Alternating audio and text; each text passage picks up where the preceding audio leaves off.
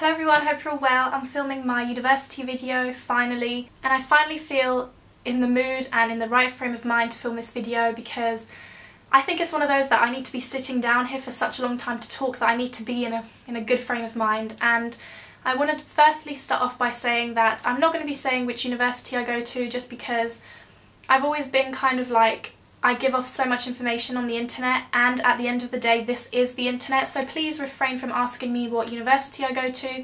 If any of you guys find out, that's absolutely fine, but I just feel like there are just some things that you just need to keep personal on YouTube, and it's not because I don't want any of you guys to know, or I don't know, anything like that, because I've met lots of you guys at uni anyway, and lots of people have come up to me and said hello, but it's just for my own personal frame, you know, like for safety reasons basically, not even anything to do with you guys. But like I said, if any of you guys find out, absolutely cool, but just refrain from asking me where I go just for safety reasons. I hope you guys understand that, and I think that's about it. Like I said, this video is going to be quite long, so definitely go get your cups of tea or water or whatever, because I want this to be as informative as possible. I don't want to I'm trying not to sort of miss anything out, and hence why I'm still in my vloggy style setup, because I want to be comfortable. So I'm going to start off by saying I'm not going to go into too much about GCSEs, but I might even list the GCSEs I did below. In the UK you do GCSEs at the age of 16, my sister has just finished hers, and then after that you go on to college, which is 2 years. So I just swore at you, sorry, 2 years.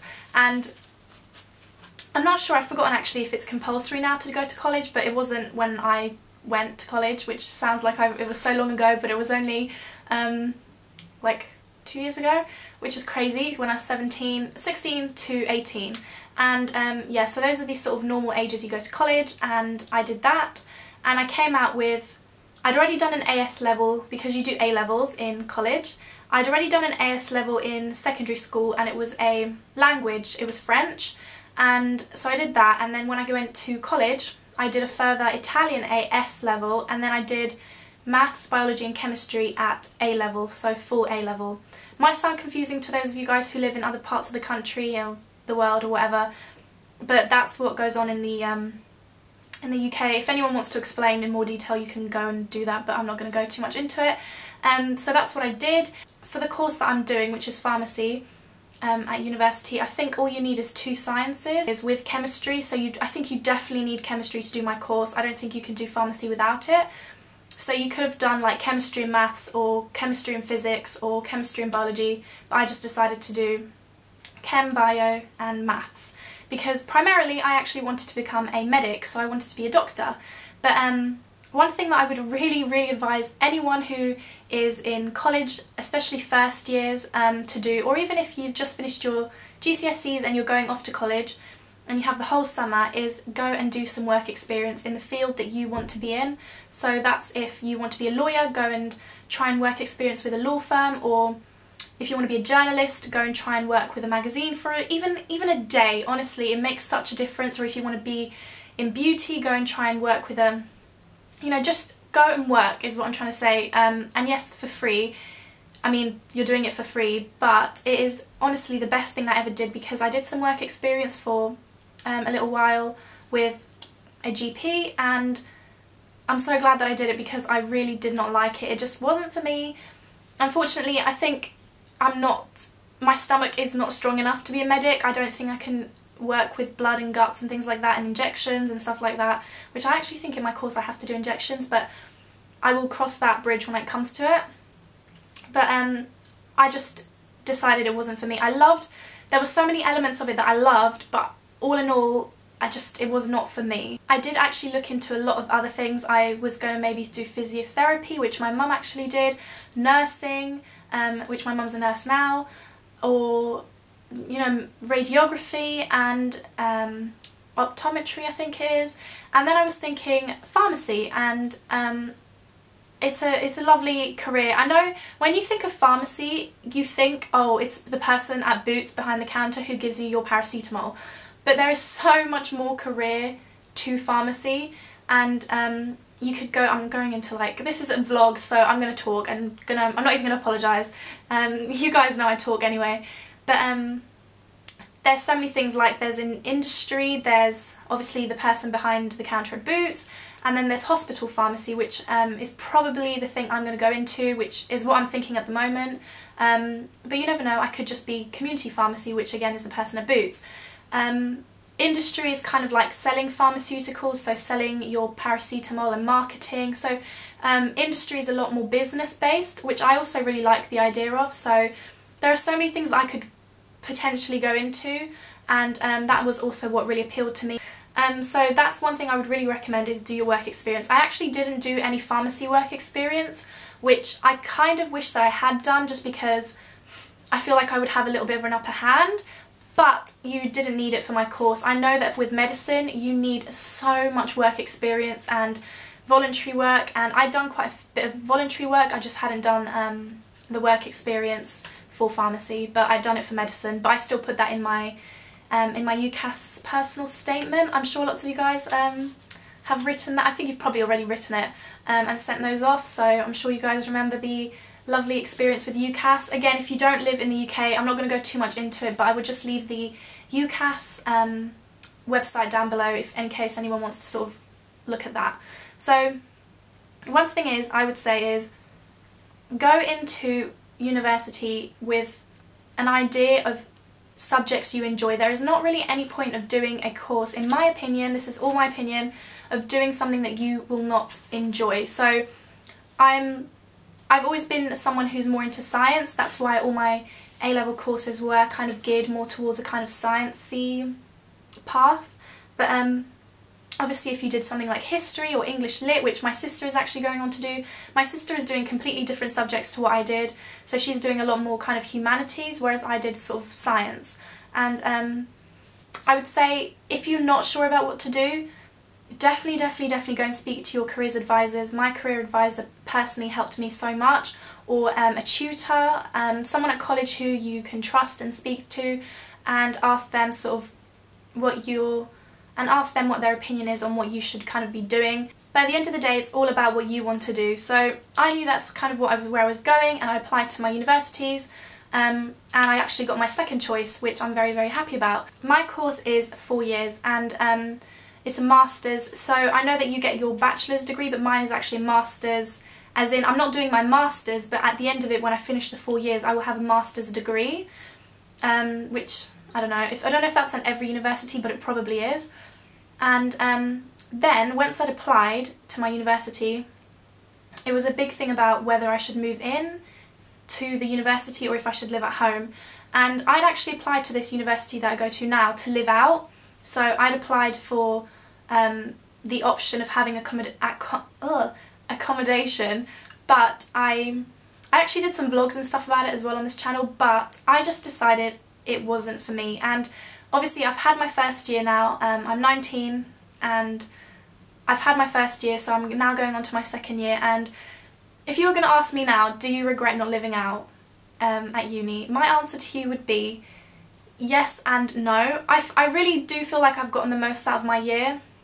I'm not going to lie, living at home did mean that I did start off my year slowly and meeting new people. So where people who were living out had made friends very quickly, and they'd come to lectures already with their people who they were living with and stuff like that, or were hanging out with them at lunch, I had to instead, you know, network, if that makes sense, which sounds horrible, but that's kind of how it is. But the way I would say is, everyone at university is in the same boat, whereas you live in or you live out, you're all there more or less without knowing anybody, unless again you live with them or you've met kind of, because I know people who went into housing made Facebook groups and sort of had met the people in their houses online and stuff like that, whereas I literally went into it knowing like 1 or 2 people from my college, but even then I wasn't sort of people I normally speak to anyway, so it was still kind of like I'm in the same boat. None of my friends go to my university from my college, so I literally went into it not knowing anybody, and I made friends. And you know, I'm not someone who is, I don't know, some people may disagree with this who know me at uni, but I'm not overtly like talkative, and I'm not overtly shy. It kind of depends on my mood. There are days where I'm kind of like not really in the mood to speak to anyone, but I think even if you are someone who is a little bit more shy, please remember that you are in the same boat as everybody else and it's not just you. And yeah, I don't know, I think people are a lot more forgiving in the first few weeks, and everyone's getting to know each other and you don't remember anyone's names and they don't remember your names. And yeah, but it was good. I'm not saying I met my friends straight away, but you know, I just sort of, I don't even remember how I met my friends, but like I remember one of them, I just sort of complimented her, you know, it's things like that. You get talking to people by comments, or if you're talking about work, or if you've been put into lab partners or things like that. So like I said, I had to make friends that way, so kind of networking. Then obviously I had a long journey. I say long journey, my university is not far away from where I live, it's just in a very awkward, the journey's awkward, so a journey that could take 20 minutes potentially by car takes me 1 hour and 15 minutes with the bus, like 2 buses. So it's extremely frustrating in that sense, and I'm not going to lie, it has gotten to the point where I'm sick of it a little bit, and I think I'm more sick of it because I know that there is a route that is so much easier for me that I could potentially use. So that is kind of why I've decided to sort of invest and get myself a car basically, so then I can drive to uni instead of having to get the bus every day, because I'm pretty sick of it, I'm not going to lie. And it also means that I get to see my friends a lot more kind of regularly, because most of my friends are up at uni, and they obviously live, like most of my friends live, well, some of my friends live there and some of my friends live at home, but so the people that obviously live there, I kind of want to see them a little bit more and things like that. So that's why I've definitely been on the car, in the car frame of mind at the moment rather than bus. It is slightly cheaper to, no actually it's half the price probably for me to be travelling into uni than for me to be living at uni. And again, I'm not someone who lives, you know, 2-3 hours away from my university, so that was why I kind of again decided that I didn't want to live out. But that was just me.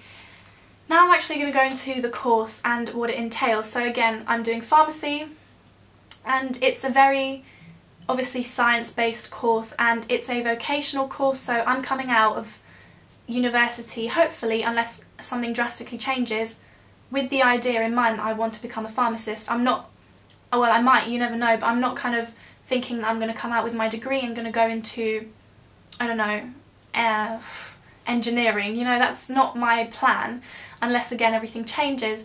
My plan was always to go into university with having a degree that I come out and I'm probably going to be not guaranteed a job, but I'm going to have the option. So I was always someone who wanted to go to uni not wanting to do just English or maths, but wanting to do something where I'm pretty much sure that I could have a job at the end of it. So that was my, well, touch wood, that was my idea. But obviously if you're doing a maths degree or English degree, you have so much more scope open to what you want to do, but it's again really optional to you and what you want to do. So I have friends who are doing history, I have friends who are doing more kind of geared courses, but it all depends on the person and what they want to do with their lives basically. And so that was me. The subjects we do are not in uni, they're not sort of maths, bio, chem. It's more specific, so things like cell biology, human physiology, those are kind of our titles for our courses. We also did a course where they kind of tried to integrate us with radiographers, physiotherapists, midwives, and you know, like they've sort of tried to make us into an already multidisciplinary team, if that makes sense. I'm sure lots of you guys who are doing medicine and stuff like that have heard of that term, or nursing. So they're trying to, at my uni anyway, integrate us early and get us into the mindset that you will be working with not just other pharmacists but also doctors, midwives, again radiographers, and etc, which I really enjoyed that, because I also got to meet people from other courses, so that was really good. But the subjects, I mean, if I show you guys my textbooks, I know lots of you guys have said, I think Sandra says she has this book, so this is one example of a textbook I use. This is really like hardcore, and again, I don't think you need to buy textbooks, but I just sort of decided to, just because I don't like to go to the library and constantly have to give stuff back. I'm a bit lazy. But this is another textbook that I've used, so it's just biology, and this again, I use this quite a lot, I really enjoyed this.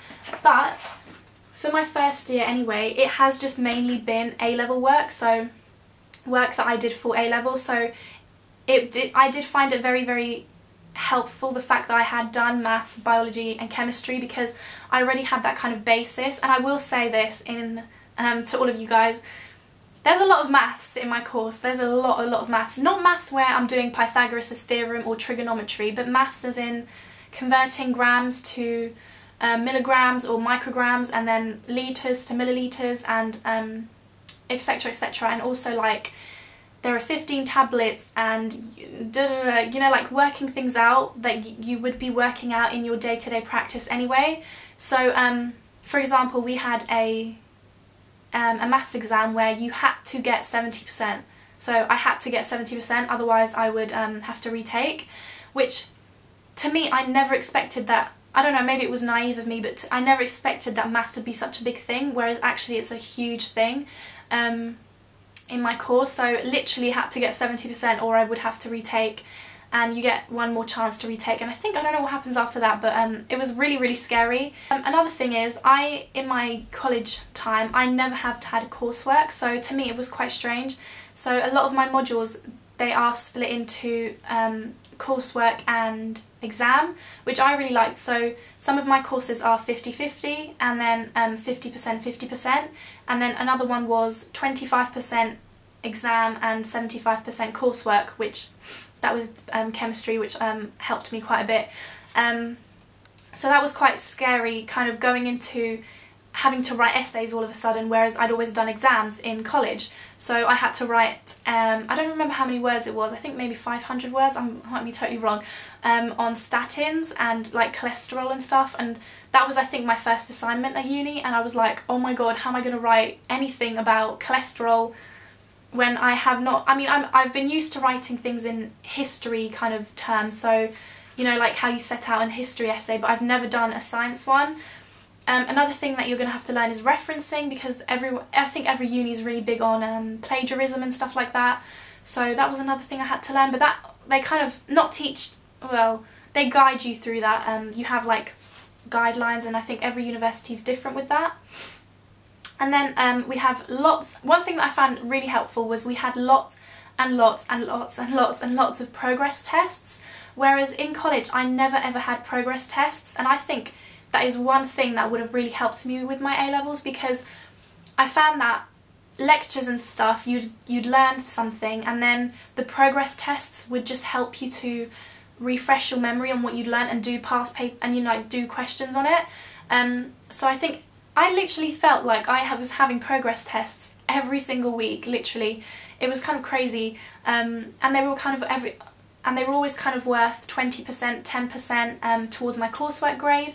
I feel like I'm talking so much, but I'm really trying to kind of get as much information out here as possible, so then when you guys ask me a question I can just direct you to this video.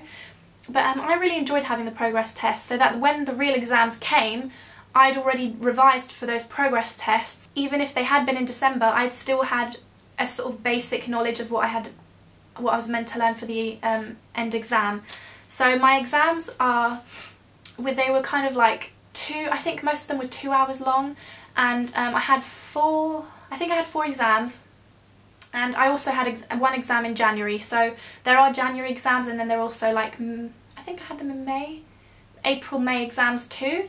And my university finished really, really early. I'm not sure why, but I felt like I finished right at the beginning of May. It was crazy. So I got my exams and I've got my results and I've passed my first year, so yes, I'm very, very happy about that. I'd say for exams, I'm going to show you guys some like questions. I thought I'd show you guys some of the past paper stuff that we've done. So what was this? I'm not going to show you because it's got my university name on it, but this is biochemistry and metabolism, and these are the kind of questions that we have, and they're all multiple choice, but the only thing is that for some of the questions it is not just as easy as A, B or C. It is A and B, B and C, or just C or just E, so it wasn't always, like as you can see with the first questions, some of these might be wrong by the way, so don't correct me because this was just my revision, but for example, I'm not sure if you guys can see here, it will say sort of like that, and then it will have all of the above, so it wasn't just as easy as A, B or C. And then we also had things like flow charts that we had to like fill out, so that was like the glycolysis and glucogenesis cycle. That was kind of like A-level work, but that was the sort of thing that I had to do. Excuse my really messy handwriting. And then we also got given BNFs, and this came in really handy in dispensing. I'm going to go more into that as well. So the sort of things that we've done are lectures, seminars, labs, computing and dispensing. So lectures, my lectures are kind of like 1 hour to 2 hours long. Lectures are not my favourite thing at all. Then we've had seminars which are a lot more interactive, so the teacher is asking questions a lot more and you're putting your hand up and stuff like that. Labs, I'm not going to lie, I can't stand labs. I find labs really, really difficult. They were kind of 3 to 4 hours long, and I personally just get really stressed in labs. I don't know why. You get given a lab partner and you do some written work before, and then you come into the lab and you hand that in. And I always found myself running around like a headless chicken in labs, and the sort of stuff we did was like making salicylic acid and stuff like that, like the compositions of it and stuff. But labs are not my favourite thing, and also we had labs going on until 9 o'clock in the evening sometimes, which were crazy because you've had a long day and then you have to stay in until 9 in the evening. I'm sure lots of universities aren't like that, but I think it's because in our year they allowed so many more people to come in. So we had like 250 students or 230 students, and they just found it hard to sort of divide us into lab times. So we'd have like once a month we'd have to be in until 9 o'clock. So that was kind of crazy. And then one thing that I really, really have enjoyed is dispensing. So I forgot to show you guys my dispensing stuff, but it's just kind of looking at prescriptions and looking at what's wrong with prescriptions and trying to give the patient something else. So stuff like that. So like if someone was allergic to penicillin, you'd have to find an alternative. And then there's also stuff like legal stuff that you'd have to work out with prescriptions, and this was my help in doing that, so my BNF. So this is like my my medicine bible basically, and it's just got everything you need to know about every single medicine, from paracetamol to anything really, and stuff like if pregnant women can use it, side effects. And yeah, I don't feel like I have a lot more to say. Obviously uni life is great. Again, it did take a little while for me to sort of meet different people, and like some of my really closest friends I've only met right at the last minute of uni, which is crazy because, you know, one of my friends especially, she's been under my nose the whole time and we just never spoke. But yeah, I've had a really good year so far. I'm really looking forward to the next 3 years. It'll be kind of crazy if people from my course are watching this because it's kind of embarrassing, but this is my take on my experience so far. And yeah, I've just really enjoyed it, and it went completely faster than I ever thought. I can't believe I'm in second year already, so it's crazy. I definitely need to feel like I need to enjoy it more. Not enjoy it more, but just take every minute and enjoy it a little bit more. If you guys have any questions, I hope that I've answered them, but if not, I will do an update on this if you guys want it. And yeah, I'll see you all soon. Good luck to anyone who's going to uni next year. And I was going to do a bit about interviews, about pharmacy interviews, so if you guys want an update, then I might do that in that, because I've been going on for so long in this video. I'll see you all soon. Bye!